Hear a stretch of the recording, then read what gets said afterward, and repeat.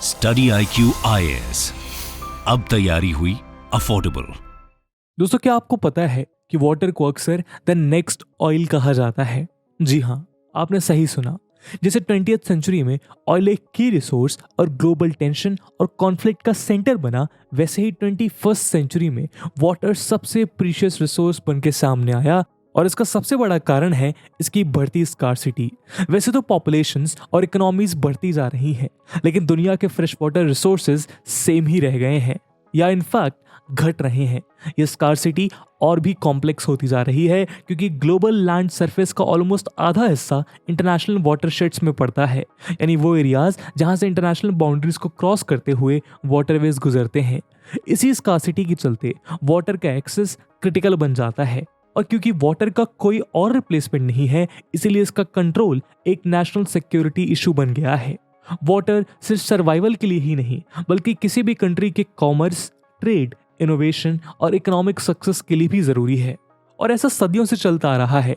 Ancient Egypt के नील नदी से लेकर ब्राजीलियन रेन फॉरेस्ट से गुजरते हुए अमेज़न तक कई कंट्रीज रिवर्स और लेक शेयर करते हैं, इसीलिए उनकी ओनरशिप और यूज पावर रिलेशन से इफेक्ट होती हैं।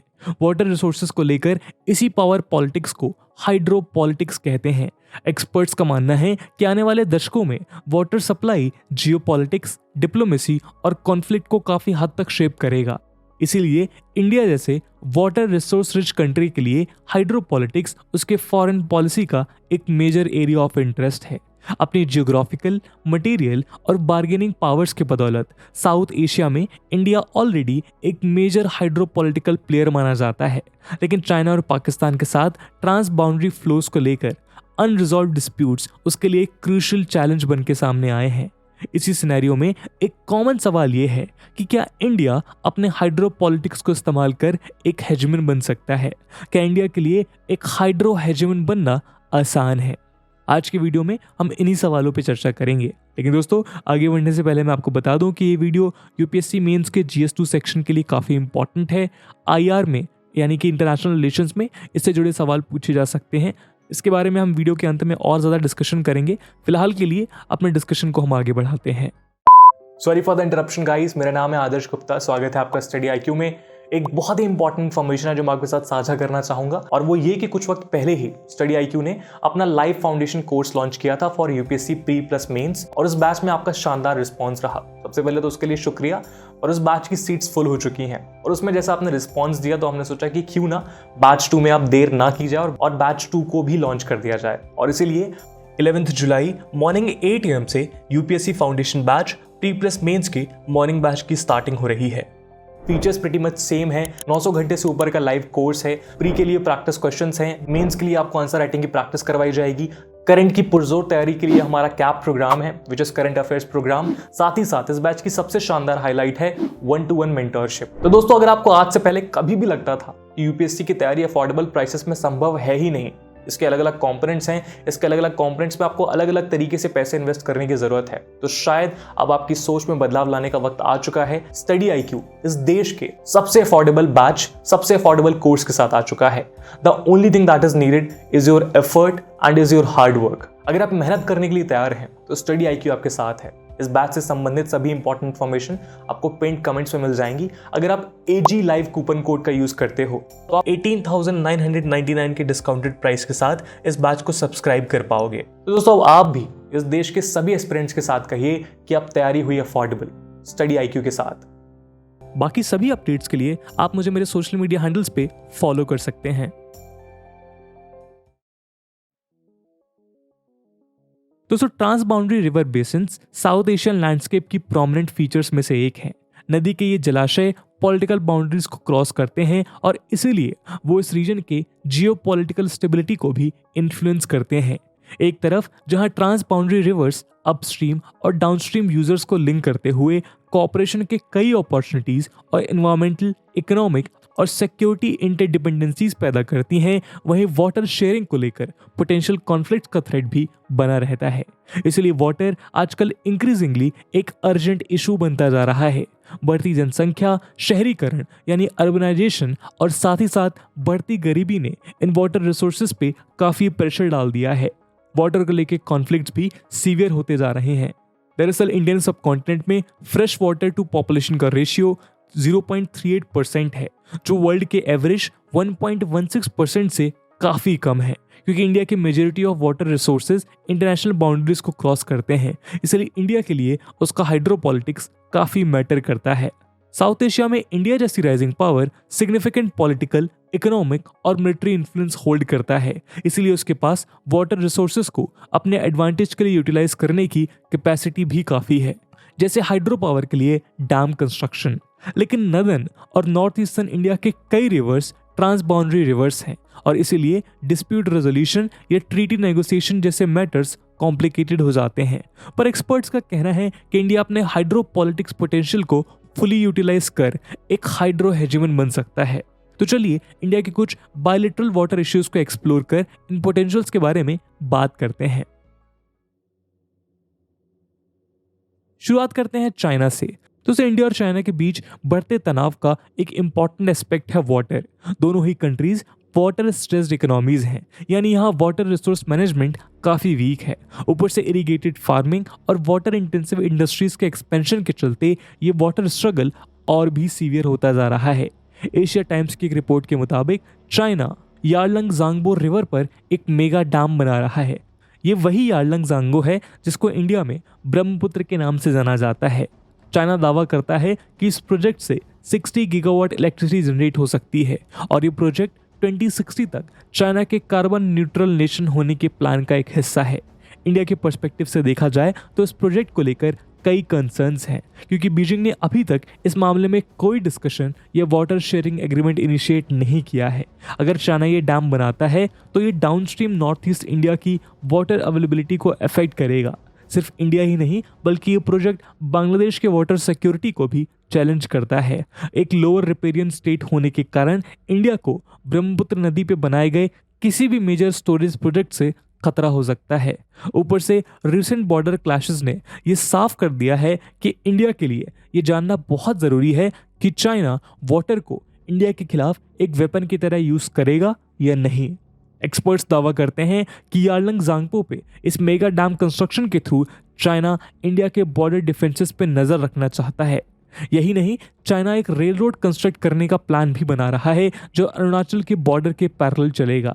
इंडिया अक्सर चाइनीज अथॉरिटीज के सामने इन कंसर्न्स को रेज करता है और बायलैटरल कॉन्फ्लिक्ट के बजाय ऑफिशियल प्लेटफॉर्म से इसको रिजॉल्व करना चाहता है। अपने रिस्पॉन्स में इंडिया अरुणाचल प्रदेश में एक मल्टीपर्पज 10,000 मेगावाट रिजर्वायर कंस्ट्रक्शन भी प्लान कर रहा है। एक इंपॉर्टेंट फैक्टर जिसे इंडिया अपने एडवांटेज में यूटिलाइज कर सकता है वो है तिब्बत का डिस्प्यूटेड स्टेटस। चाइना के ज़्यादातर internationally shared water resources Tibet में लोकेटेड हैं, जिसे चाइना ने 1950 में अनेक्स किया था। लेकिन यहाँ का वाटर फ्लो इंडियन साइड से काफ़ी लो है और इसीलिए अगर चाइना डाइवर्ट भी करना चाहे तो वो भी लिमिटेड होगा। चाइना को लेकर कंसर्न्स के बावजूद इंडिया के पास अपने रिन्यूएबल एनर्जी रिसोर्सेज को डेवलप करने का काफ़ी पोटेंशियल है। Centre for science and environment के मुताबिक इंडिया चाहे तो अपने नॉर्थ ईस्टर्न रीजन को 100% रिन्यूएबल बेस बना सकता है और इसी रिन्यूएबल गोल को अचीव करने के लिए हाइड्रो पावर एक क्रूशियल कंपोनेंट है। North east electric power corporation limited के अनुसार नॉर्थ ईस्टर्न इंडिया 58,971 मेगावाट का हाइड्रो पोटेंशियल होल्ड करता है, जिसमें से अभी तक सिर्फ 1727 मेगावाट यानी कि टोटल कैपेसिटी का 2.92% इस्तेमाल किया गया है। वैसे तो चाइना की अपस्ट्रीम पोजीशन एक रियलिटी है, लेकिन एक्सपर्ट्स का मानना है कि ब्रह्मपुत्र पे उसके डोमिनेंस को ओवरस्टेट किया जा सकता है। इसीलिए जरूरी है कि हाइड्रोलॉजिकल डेटा शेयरिंग को लेकर इंडिया एक मीनिंगफुल वाटर डायलॉग परस्यू करे और भूटान और बांग्लादेश के साथ एक लोअर रिपेरियन कोएलिशन बनाए। अब चलते हैं चाइना के इंपॉर्टेंट एलाई और इंडिया के ट्रेडिशनल राइवल पाकिस्तान की ओर।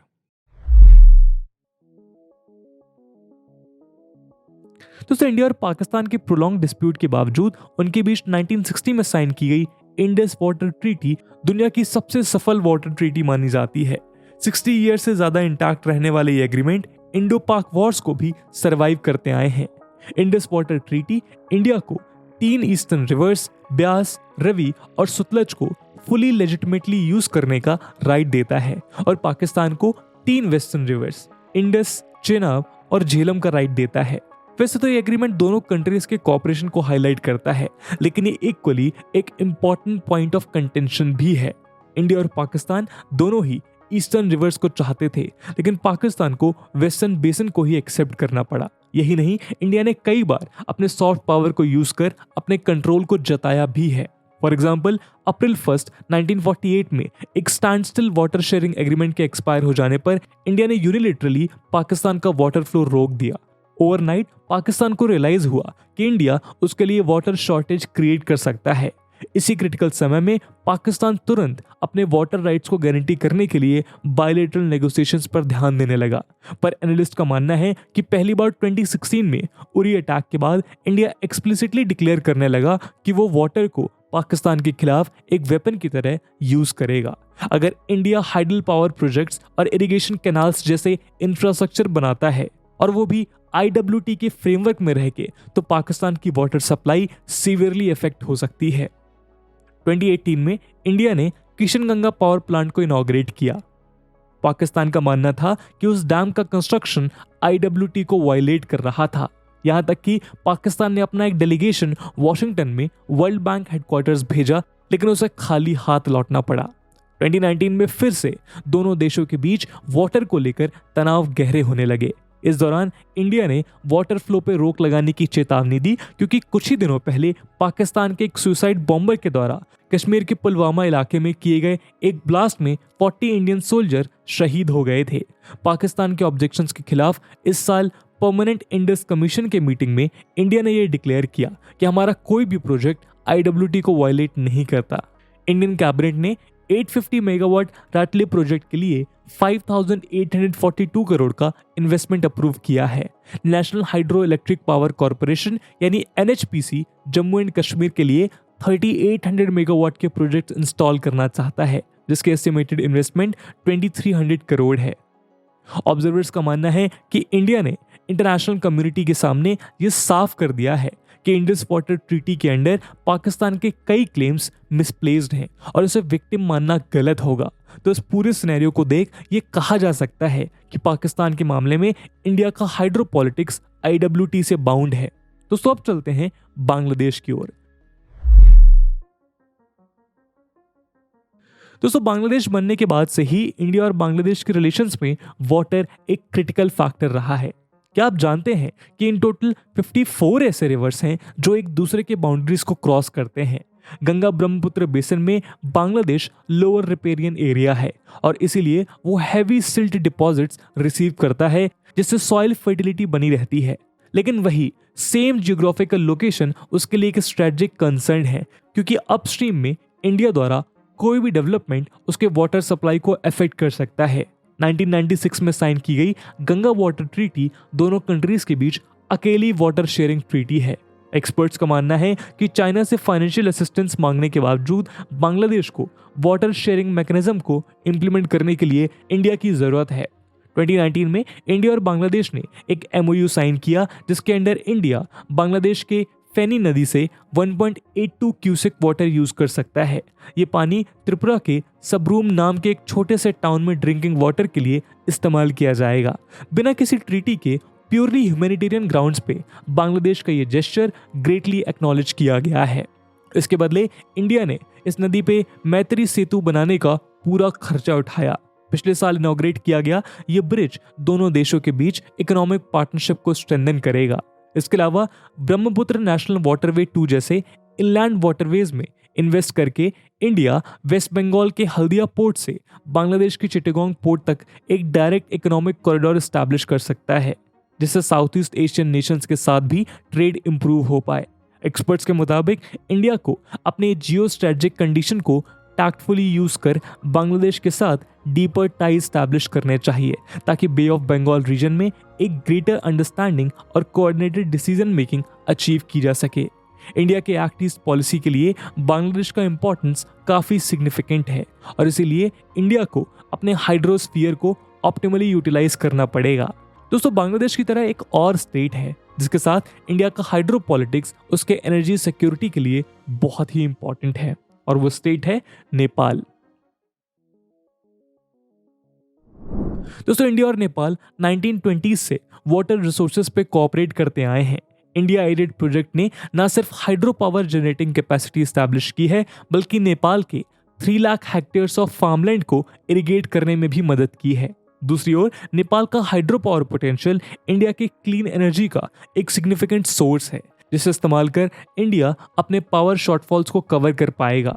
नेपाल की 6000 नदियां रिच पावर सोर्सेज हैं, जिनका एस्टिमेटेड पोटेंशियल लगभग 83,000 मेगावाट है। इस दिशा में रिसेंटली अनाउंस किया गया कि इंडिया नेपाल के एक एम्बिशियस हाइड्रो पावर प्रोजेक्ट को टेक ओवर करेगा। दरअसल वेस्ट सेती नाम का यह प्रोजेक्ट चाइना द्वारा इनिशिएट किया गया था, लेकिन 2018 में चाइना ने विथड्रॉ कर लिया। एनएचपीसी ने ऑलरेडी फार ईस्टर्न नेपाल में लोकेटेड इसमें प्रीलिमिनरी एंगेजमेंट शुरू कर दिया है। एक्सपर्ट्स का मानना है कि वेस्ट सेती आगे चलकर इंडिया को नेपाल के हाइड्रो पावर प्रोजेक्ट्स में एक लेवरेज प्रोवाइड करेगा और दोनों कंट्रीज के बीच हाइड्रो पावर रिलेशंस का एक मॉडल बन के सामने आएगा। दोस्तों जैसा कि हमने अब तक देखा, इंडिया के साथ उसके को रिपेरियंस का संबंध फ्रेंडली ना सही, लेकिन वायलेंट कॉन्फ्लिक्ट की पॉसिबिलिटी अनलाइकली है। ऑब्जर्वर्स का मानना है कि इंडिया एक तरीके से ऑलरेडी हाइड्रोपॉलिटिक्स के मामले में एक हेजमन बना हुआ है, और ये हेजमनी कोएशन से नहीं बल्कि कंसेंट से स्टैब्लिश की गई है।